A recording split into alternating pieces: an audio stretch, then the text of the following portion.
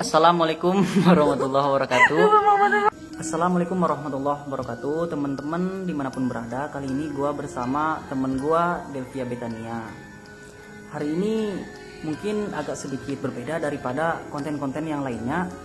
Hari ini ada sedikit kisah menarik, kisah yang horor gitu ya, mengisahkan tentang dunia metafisika, pengalaman daripada saudara kita ataupun teman kita, yaitu Delvia Betania. Mungkin kepada Delvia untuk menceritakan seperti apa kronologi masa lalunya, pengalaman horor gitu.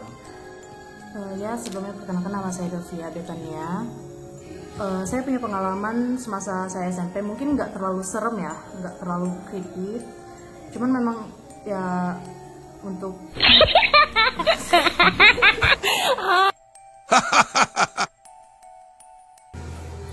jadi pada masa SMP saya kan tiga bersaudara. Saya mempunyai abang kandung dan dia mempunyai teman yang untuk beberapa lama tinggal di rumah saya bersama saya dan orang tua saya. Jadi pada saat sore hari menjelang maghrib, saya mau mencuci piring di dapur karena temen abang saya ini terkenal usil ya. Ini siang apa malam? Sore menjelang maghrib, bang. Sore. Ya. Jadi teman abang saya ini terkenal usilnya dengan saya juga. Jadi pada saat saya mencuci piring, saya seperti ada yang memberi siul gitu, kayak gitu, gitu kan, gitu. Pada suara pertama saya abaikan karena saya pikir itu hanya halusinasi ya saya saja. Pada suara kedua saya abaikan, tapi pada suara ketiga saya periksa kamar mandi saya. Kamar mandi, saya pikir teman abang saya yang usil gitu. Teman abang saya mengganggu. Ternyata di kamar mandi itu nggak ada siapa-siapa. Jadi suaranya di kamar mandi? Enggak, bang, suaranya itu di telinga saya. Cuman saya ngecek, siapa tahu dia bersembunyi di kamar mandi. Teman abang saya ini bersembunyi. Kemana tuh bersiulnya di kamar mandi gitu? Bukan, maksud saya itu gini, bang. Saya kan mencuci piring, terus di telinga saya itu ada suara gitu. Oh. Tapi saya mengecek, siapa tahu teman abang saya mengusil. Saya mengecek ke kamar mandi, ternyata tidak ada orang.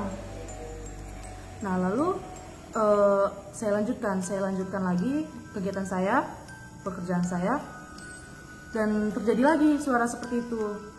Siul lagi. Sekali dua kali. Di situ saya langsung merinding dong, bang, kan, merinding ketakutan. Saya langsung lari ke ruang TV dan menceritakan semua ke orang yang ada di rumah. Tetapi ya seperti itulah, mereka menganggap bahwa saya ini hanya bercanda. Saya menganggap bahwa saya ini halusinasi saja. Setelah itu, karena saya punya pengalaman yang menurut saya menyeramkan ya, saya tidak melakukan kegiatan pada saat menjelang maghrib lagi.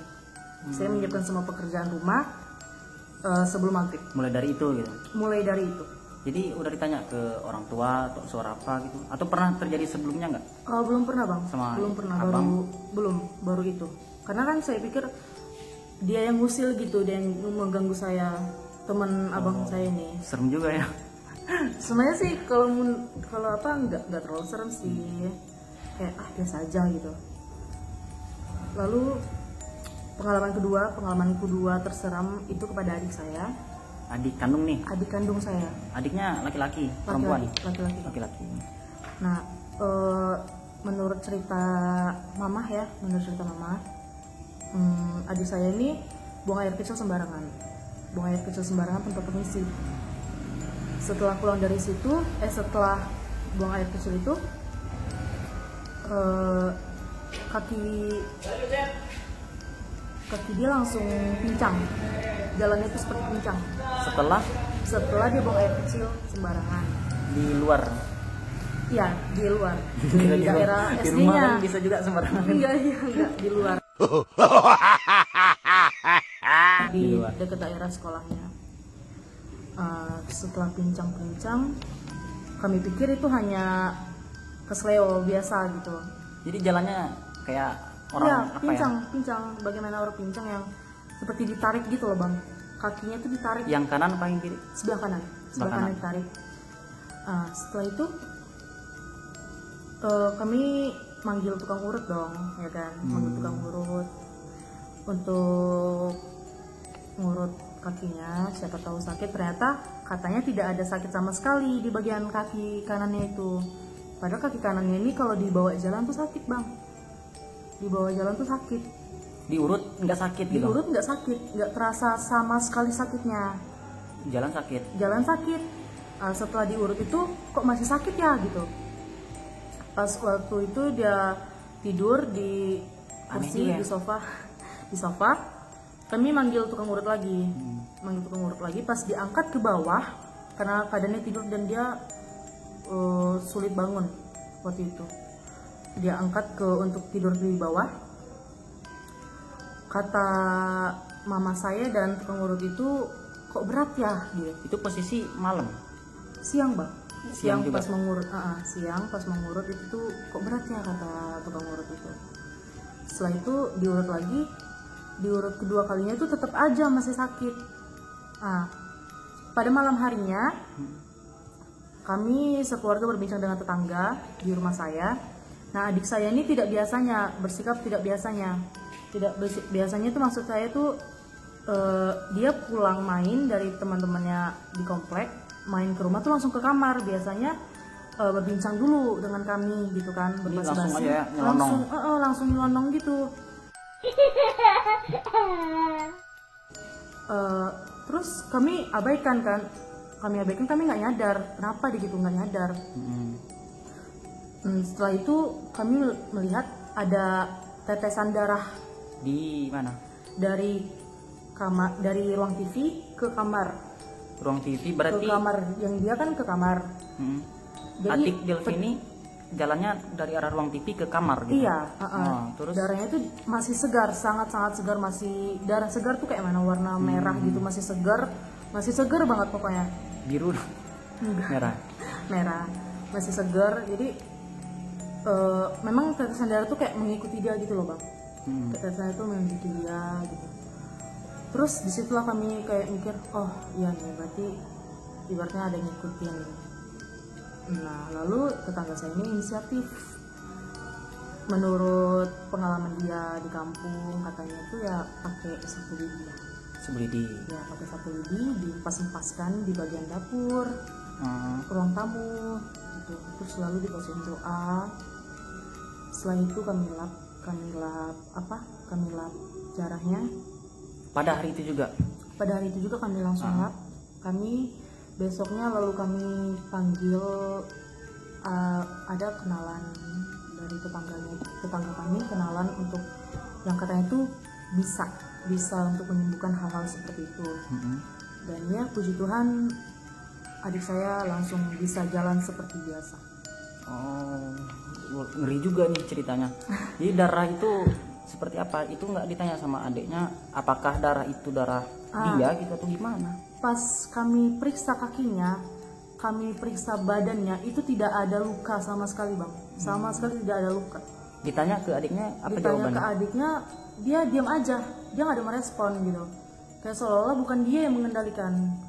Kan biasanya kalau misalnya orang yang sadar kita kayak, darah mana nih gitu, ini nggak ada, diem aja gitu. Jadi menurut orang yang menyembuhkan tuh gangguan dari mana gitu? Gangguannya ya sebelumnya dia nanya, kok bisa kayak gini? Langsung mama cerita, oh iya sebelumnya dia buang air kecil sembarangan, katanya gitu, mungkin nggak permisi kayak gitu. Dia merasa terganggu. Dikencingin mungkin? Iya, mungkin merasa habitatnya tuh dikencingin gitu. Iya serem. Memang luar biasa ya pengalaman horornya nih. Sedikit serem dan berbeda ya dari konten lainnya. Ada yang mau disampaikan kepada teman-teman YouTube lain? Pesan agar tidak kencing sembarangan atau apa? Iya. Untuk semuanya juga saya berpesan, mau dimanapun, percaya atau tidak percaya, makhluk halus atau makhluk gaib itu tetap ada. Percaya atau tidak percaya, sekuat apapun iman kita, itu tetap ada sebenarnya. Ya menurut kepercayaan saya itu tetap ada. Dimanapun berada. Iya, dimanapun berada itu memang ada gitu. Memang ada, mereka memang nyata di dunia ini, memang ada mereka gitu. Iya iya. Sebelum, kalau misalnya kita baru mengunjungi tempat yang baru kita kunjungi, setidaknya kita harus menunjukkan etiket dan etika kita untuk permisi. Etiket gimana? Seperti apa etiket?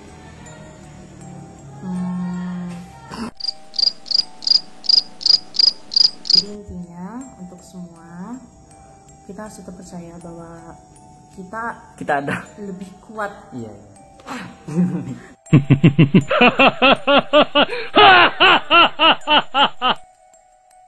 Kita tuh lebih kuat daripada mereka. Manusia sempurna itu ya.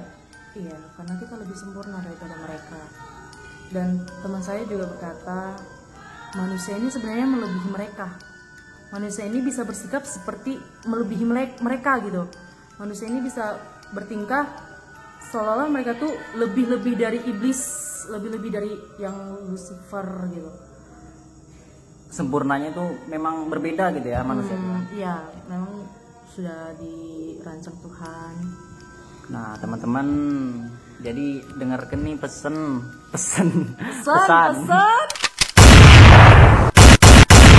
Nah jadi teman-teman dengarkan pesan-pesan yang disampaikan oleh teman kita Delvia. Jadi itu pengalaman yang sangat menarik ya di kehidupan Delvia. Dan gua pun ingin menyampaikan pesan kepada teman-teman. Mungkin sama ya pesan yang telah disampaikan oleh teman kita Delvia, yaitu percaya nggak percaya mereka itu tetap ada gitu. Dan percaya nggak percaya cerita kita ini memang benar adanya gitu ya. Jadi ini memang nyata ya, nyata. bukan rekayasa, ini memang sesuai dengan pengalaman. Iya, jadi kita nggak memaksa penonton untuk percaya. Yang terpenting kita udah menyampaikan apa yang sebenarnya terjadi gitu kan. Kami hanya sharing aja, sharing. Jadi kita ini apa ya? Itu aja intinya kepada teman-teman. Semoga bermanfaat ya apa yang kita sampaikan. Mungkin ambillah hikmahnya, ambil yang positifnya lah buat teman-teman semua. Tetaplah berteguh pada imanmu. Tetap berteguh pada imanmu. Percaya bahwa Tuhan selalu berada di sisi kita. Sekian dari kita. Assalamualaikum warahmatullahi wabarakatuh. Selamat malam.